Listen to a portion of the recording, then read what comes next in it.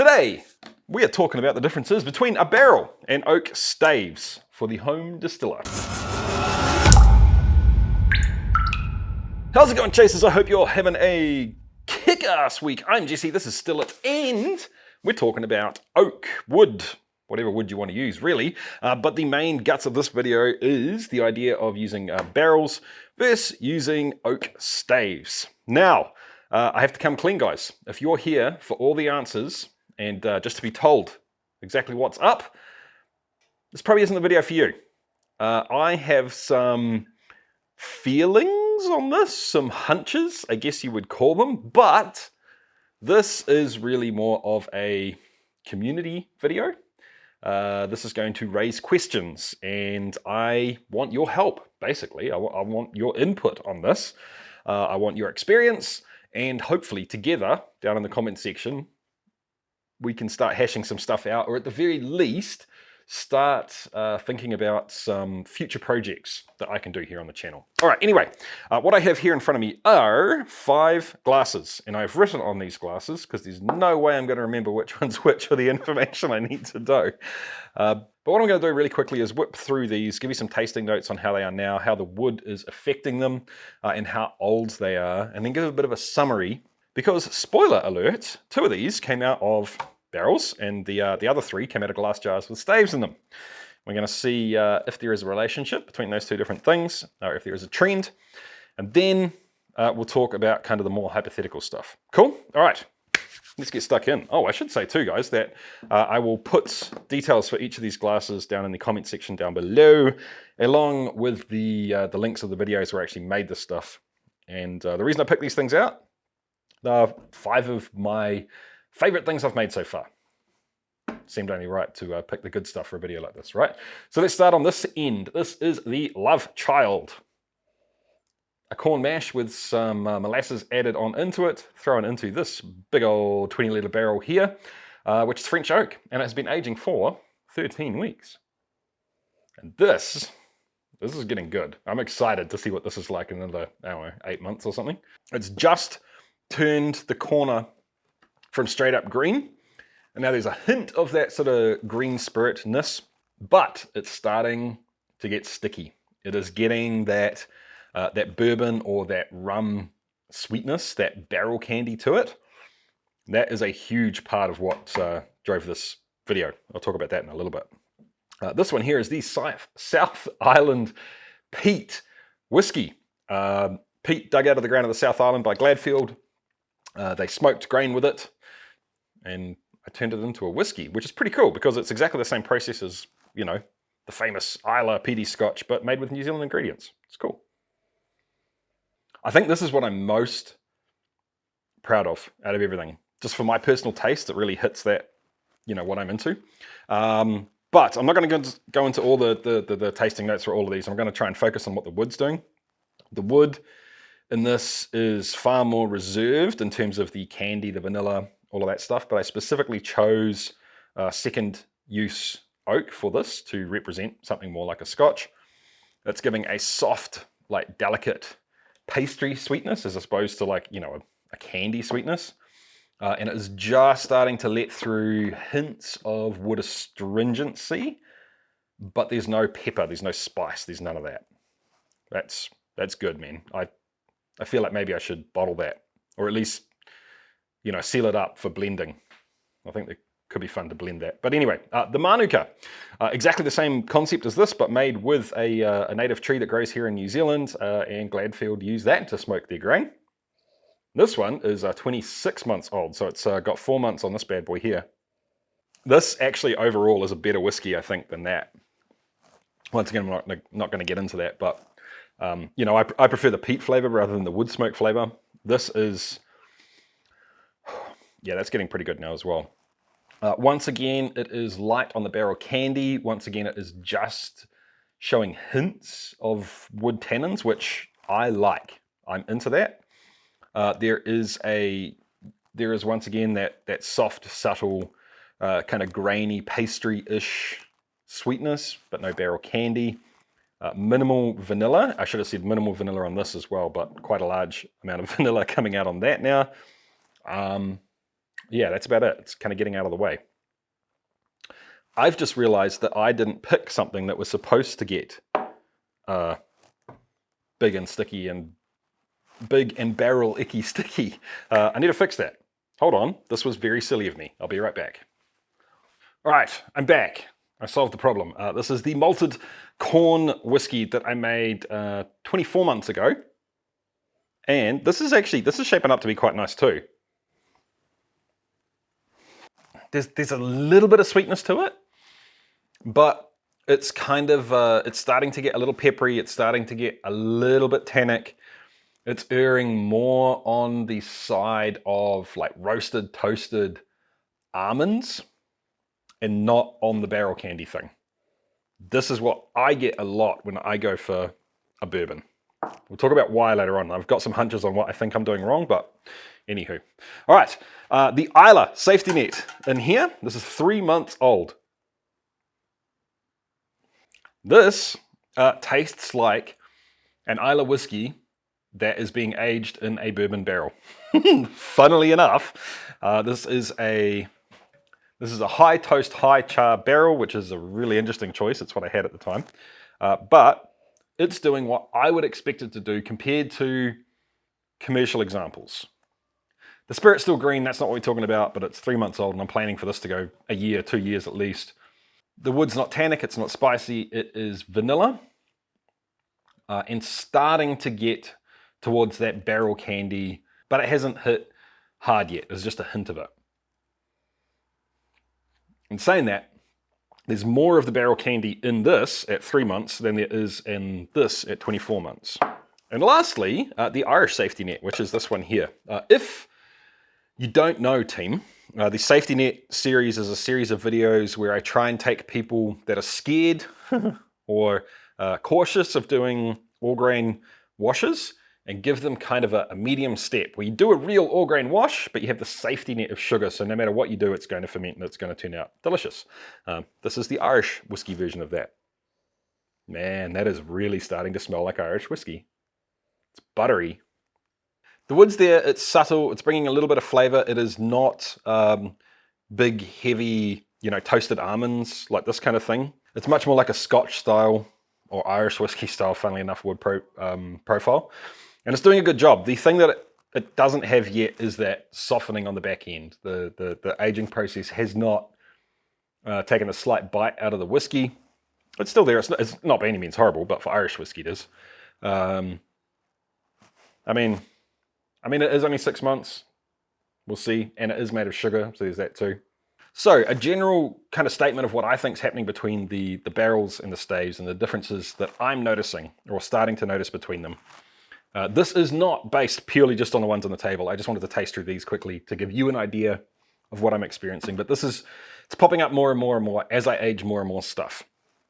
The stuff in the jars with the staves, you get the flavor of the wood coming through quite nicely. And it lends itself more to the process of using secondhand wood, I think.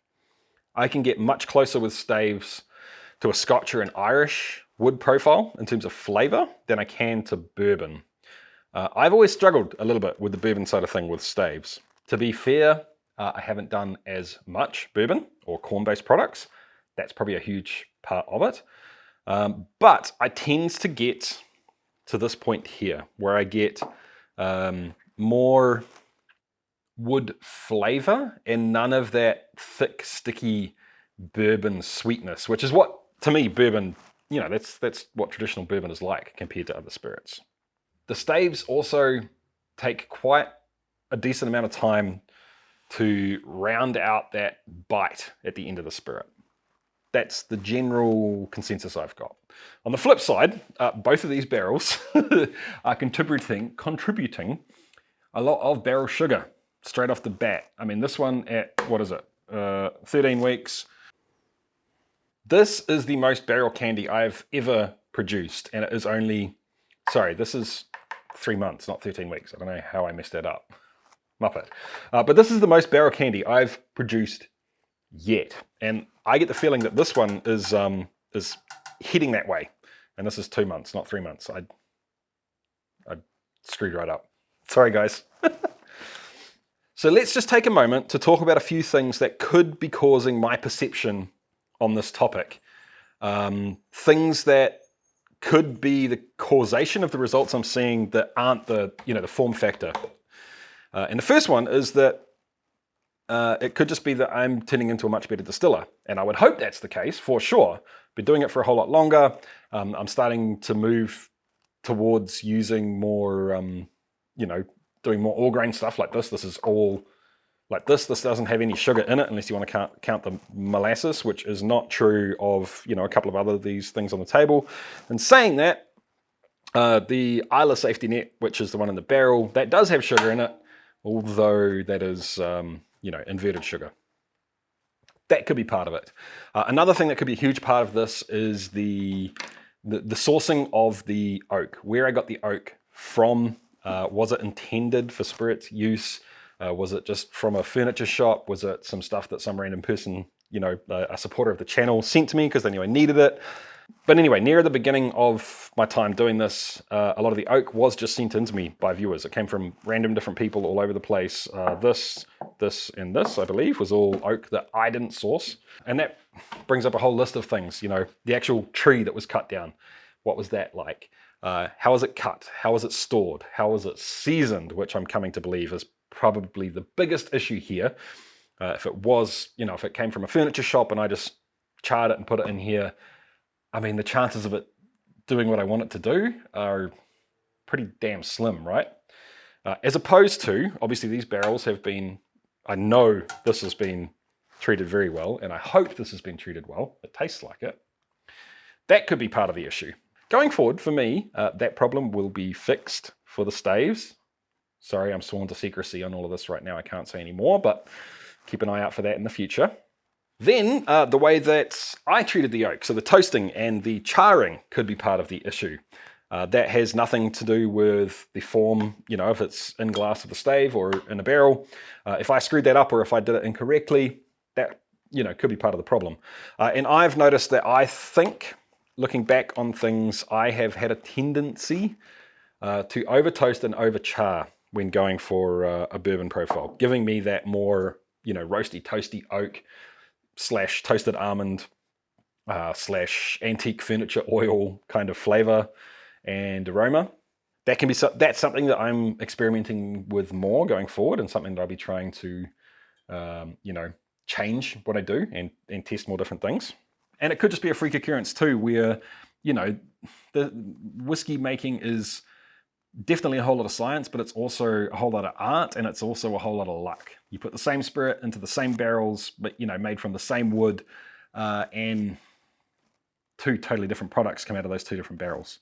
It could be that as well, but the fact that I've tasted, I don't know, like 20, 30 different spirits that have come out of glass jars and staves, and they're all fairly similar in how they behave, and then suddenly I have two barrels and the barrels are very different. Sure, that could be a statistical freak occurrence. I get the feeling it's not, though. So any of those things, I think, could potentially explain what's going on here. If you have other ideas on things that could be affecting this outside the actual form factor, like I said, let me know.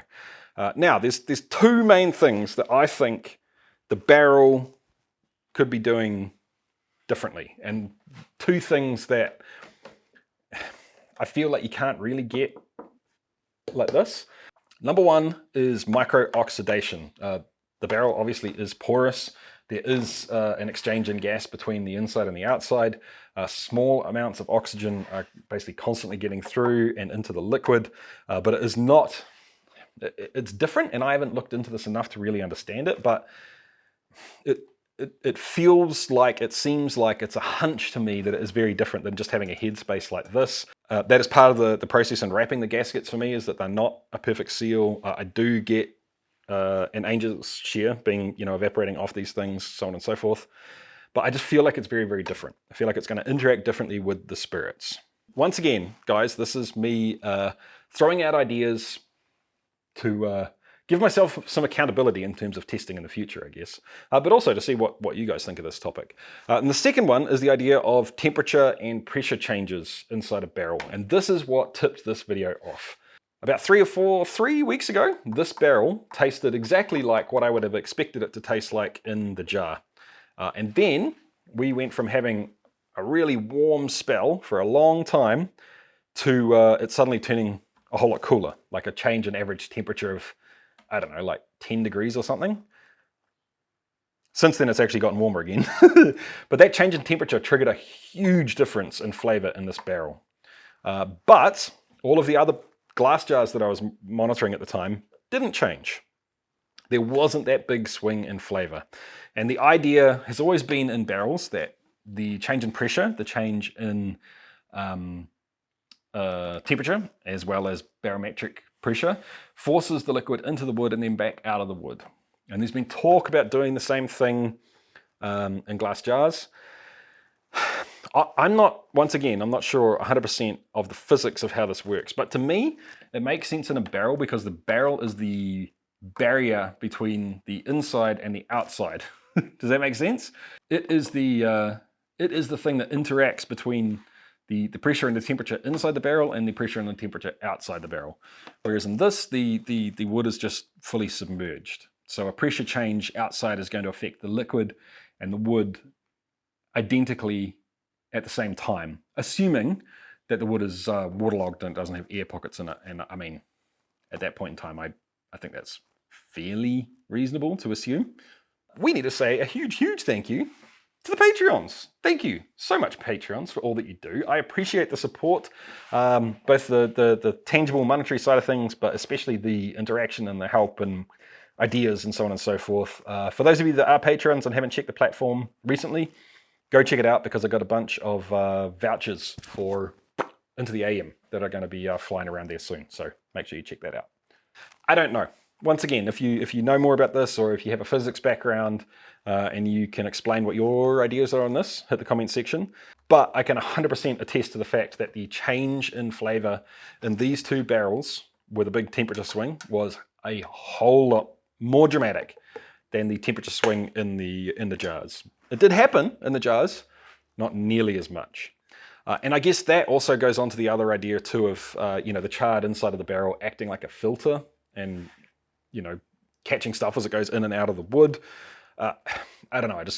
I kind of feel like that is going to be much more of a thing in a barrel than in a stave, a glass jar. So that's where we're at. Those are my feelings on it. I guess what I'm saying is I am a lot more confident that these two products are going to turn out a whole lot better than anything else I've ever made.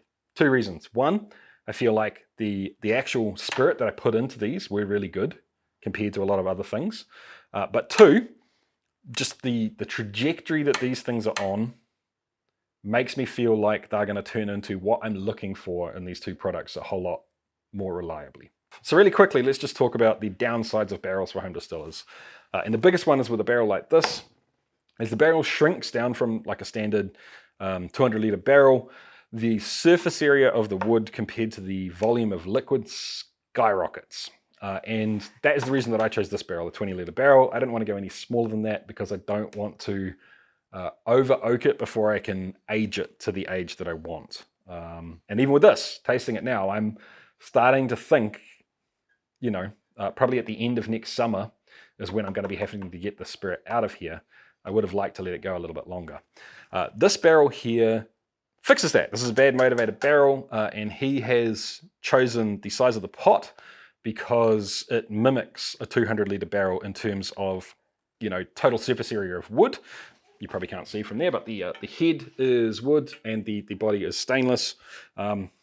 Sorry, Bad Motivator. He's on holiday right now, and I wasn't supposed to mention anything about his barrels until he got back so he could deal with your orders if he decided to buy one. I'm sorry, dude. I may have ruined your holiday slightly, but guys, if you do want to check these out, there's a link in the description down below the video. This one came from Barry's Barrels here in New Zealand. You can check them out. You won't be able to get these overseas, the same type of barrel. These ones ship internationally, not a problem. The bonus with the wood staves is that you can put the exact amount of liquid to oak that you want. You can weigh it out to the gram if you want to.